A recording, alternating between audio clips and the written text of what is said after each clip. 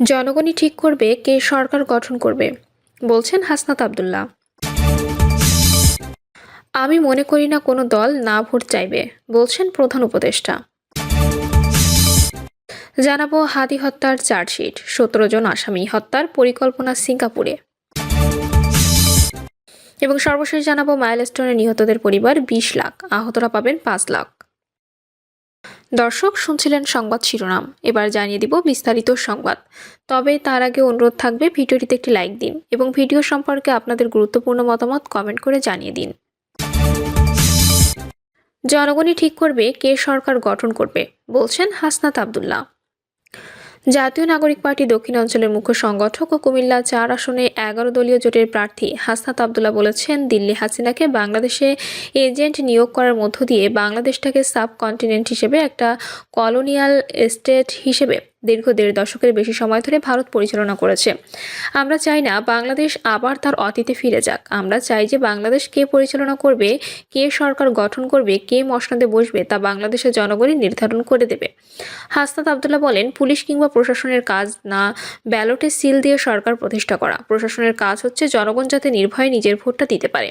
প্রশাসন ও পুলিশ বিগত 3টি ইলেকশনে যে ভূমিকা রেখেছে, আমরা আশা করি ওই ইলেকশনগুলো থেকে তারা শিক্ষা গ্রহণ করবে। তারা ব্যালটে সিল দিয়ে অনেককে সরকার বানাইছে, এ সরকার কি টিকতে পারছে? পুলিশ ও প্রশাসন নগ্নভাবে হাসিনাকে ক্ষমতায় রাখার জন্য নির্বাচন ব্যবস্থাকে কলুষিত করেছে। পুলিশ ও প্রশাসনের কাজ হচ্ছে জনগণ যাতে নির্ভয়ে নিজের ভোট নিজে দিতে পারে সে দায়িত্ব পালন করা। আপনারা নিরপেক্ষ দায়িত্ব পালন করুন, জনগণ আপনাদের মাথায় তুলে রাখবে, আর না হয় বেনজির এবং হারুনের পরিণতি বরণ করতে হবে। তিনি আরও বলেন, দেশের এই ক্রান্তিলগ্নে বাংলাদেশ 2 ভাগে বিভক্ত হয়েছে। একটা পক্ষ চায় গোলামি আর একটা পক্ষ চায় আজাদি। একটা পক্ষ চায় ভারতের তাবেদারি আর একটা পক্ষ চায় বাংলাদেশের স্বনির্ভরতা। একটা পক্ষ চায় স্বাধীনতা আর একটি পক্ষ চায় পরাধীনতা। একটি পক্ষ চাঁদাবাজদের পক্ষ অবলম্বন করেছে, ভারতীয় গুন্ডামির পক্ষে অবস্থান নিয়েছে, মাফিয়াদের পক্ষ অবস্থান নিয়েছে। হাসনাত আব্দুল্লাহ বলেন, 2009 সালের পর গণতন্ত্রের জন্য যারা রক্ত দিয়েছে, শ্রম ঘাম দিয়েছে, রাজপথে রক্ত দিয়েছে, তাদের রক্তের উপর দাঁড়িয়ে কতিপয় রাজনৈতিক দল আবার ভারতীয় তাবেদারি শুরু করার পায়তারা করছে। আমাদের ভাইদেরকে আগুন সন্ত্রাস হিসেবে মিডিয়াতে প্রচার করেছে। আজকে দেখতে পাচ্ছি অনেকেই তাদেরকে বুকে টেনে নিচ্ছে।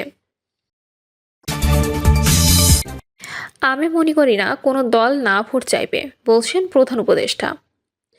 প্রধান উপদেষ্টা প্রফেসর মোহাম্মদ ইউনূস বলেছেন, 12 ফেব্রুয়ারি সাধারণ নির্বাচন এবং গণভোট উভয় বাংলাদেশের গণতান্ত্রিক উত্তরণের জন্য অত্যন্ত গুরুত্বপূর্ণ। তিনিই বলেন, রাজনৈতিক দলগুলো জুলাই সনদকে সমর্থন করেছে এবং আত্মবিশ্বাস প্রকাশ করেছে যে তারা গণভোটে হ্যাঁ ভোটের জন্য প্রচারণা চালাবে। আমি মনে করি না যে কোনো দল না ভোট চাইবে। প্রধান উপদেষ্টা ভোট অবাধ, সুষ্ঠু, অংশগ্রহণমূলক এবং শান্তিপূর্ণ হবে তা নিশ্চিত করার জন্য তার প্রতিশ্রুতি পুনর্ব্যক্ত করেন। তিনি বলেন, এই দেশের লোকেরা স্বৈরাচারী শাসনের অধীনে গত 16 বছর ধরে অবাধ ও সুষ্ঠু নির্বাচনে ভোট দিতে পারেনি। এবার তারা উৎসবের মতো ভোট দেবেন। হাদি হত্যার চার্জশিট, 17 বছর আসামি হত্যার পরিকল্পনা সিঙ্গাপুরে। ইনকিলাব মঞ্চের মুখপাত্র শরীফ ওসমান বিন হাদি হত্যাকাণ্ডের প্রায় 1 মাসের মাথায় এসে আদালতে অভিযোগপত্র দাখিল করেছে ঢাকা মহানগর গোয়েন্দা পুলিশ। চার্জশিটে 17 জনকে অভিযুক্ত করা হলেও হত্যাকাণ্ডের মূল পরিকল্পনাকারী ও নির্দেশদাতারা এখনও ধোঁয়াছোঁয়ার বাইরে। বলা হয়েছে, রাজনৈতিক কারণে এই হত্যাকাণ্ড ঘটেছে। এদিকে সংশ্লিষ্ট নির্ভরযোগ্য সূত্র জানায়, হাদি হত্যার ছক চূড়ান্ত হয় সিঙ্গাপুরে বসে। হত্যা পরিকল্পনা বৈঠকে উপস্থিত ছিলেন কার্যক্রম নিষিদ্ধ আওয়ামী লীগের সাবেক মন্ত্রী জাহাঙ্গীর কবির নানক, সাবেক এমপি ইলিয়াস মোল্লা, সাবেক কাউন্সিলর তাইজুল ইসলাম বাপি এবং হত্যায় সরাসরি অংশ নেওয়া শুটার ফয়সাল করিম মাসুদ। এই হত্যার নীল নকশা প্রণয়নে দেশি বিদেশি একাধিক গ্রুপ সক্রিয় ছিল। এর কেন্দ্রবিন্দুতে ছিল পতিত আওয়ামী লীগের কয়েকজন প্রভাবশালী নেতা এবং তাদের সুসংগঠিত নেটওয়ার্ক। সিঙ্গাপুরে বসে ওই নেটওয়ার্কের 5 দিনব্যাপী একাধিক বৈঠকে চূড়ান্ত হয় এই হত্যাকাণ্ডের পূর্ণাঙ্গ পরিকল্পনা। মঙ্গলবার এ সংক্রান্ত একটি এক্সক্লুসিভ প্রতিবেদন প্রকাশ করে যমুনা টেলিভিশন। চার্জশিট পূর্ববর্তী ডিবি সংবাদ সম্মেলন। আদালতে চার্জশিট দাখিলের আগে মঙ্গলবার বিকালে ডিএমপির মিডিয়া সেন্টারে এক সংবাদ সম্মেলনের আয়োজন করে ঢাকা মেট্রোপলিটন পুলিশ। সংবাদ সম্মেলনে ডিএমপির অতিরিক্ত কমিশনার শফিকুল ইসলাম সাংবাদিকদের বলেন, শরীফ ওসমান বিন হাদি ছিলেন সময়ের আলোচিত রাজনৈতিক কণ্ঠ। ইনকিলাব মঞ্চের মুখপাত্র হিসেবে তিনি সভা সমাবেশ, টেলিভিশন টকশো, সামাজিক যোগাযোগ মাধ্যমে কার্যক্রম, নিষিদ্ধ আওয়ামী লীগ ও নিষিদ্ধ ছাত্রলীগের অতীত সহিংস কার্যক্রম নিয়ে প্রকাশ্যে কঠোর সমালোচনা করতেন।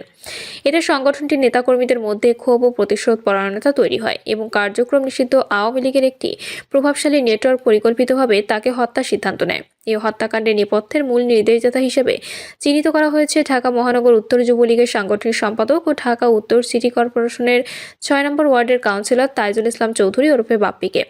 আর হত্যা মামলার ১ নম্বর আসামি করা হয়েছে সরাসরি গুলিবর্ষণকারী ফয়সাল করিম মাসুদকে। সংবাদ সম্মেলনে ডিএমপির অতিরিক্ত কমিশনার শফিকুল ইসলাম বলেন, কাউন্সিলর বাপ্পির নির্দেশনা ও সরাসরি পরিকল্পনায় হত্যাকাণ্ডটি বাস্তবায়িত হয়।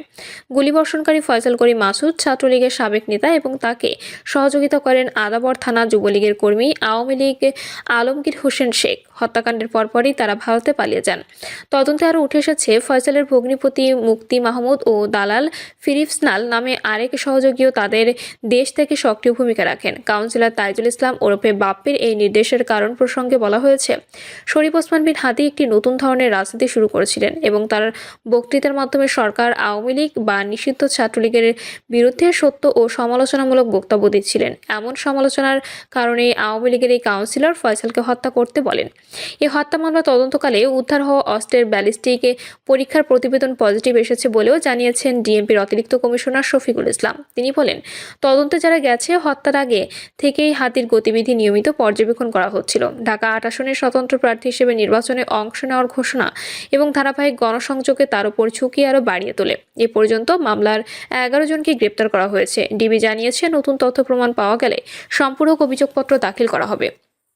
তদন্তে আরও জানা যায়, হত্যাকাণ্ডের রাতে ফয়সাল ও আলমগীরকে দেশ থেকে সহায়তা করেন বাপ্পির ভগিনীপতি আমিনুল ইসলাম।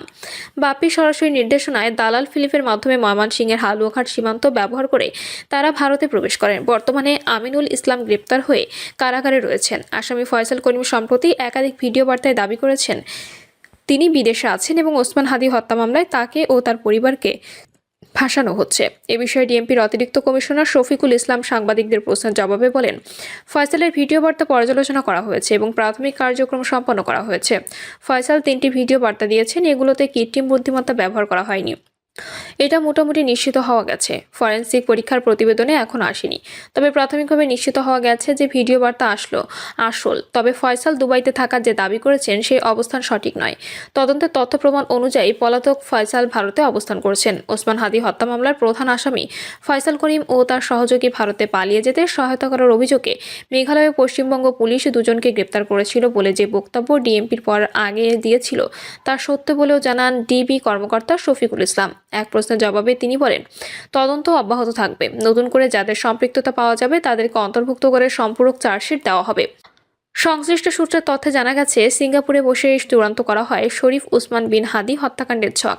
এই উদ্দেশ্যে শুটার ফয়সাল করিম মাসুদ গত বছরের ২১শে জুলাই সিঙ্গাপুরে যান। পরদিন ২২শে জুলাই সন্ধ্যায় সিঙ্গাপুর মালয়েশিয়া সীমান্তবর্তী একটি হোটেলে আওয়ামী লীগের ৪ জন প্রভাবশালী নেতার সঙ্গে তার গোপন বৈঠক অনুষ্ঠিত হয়।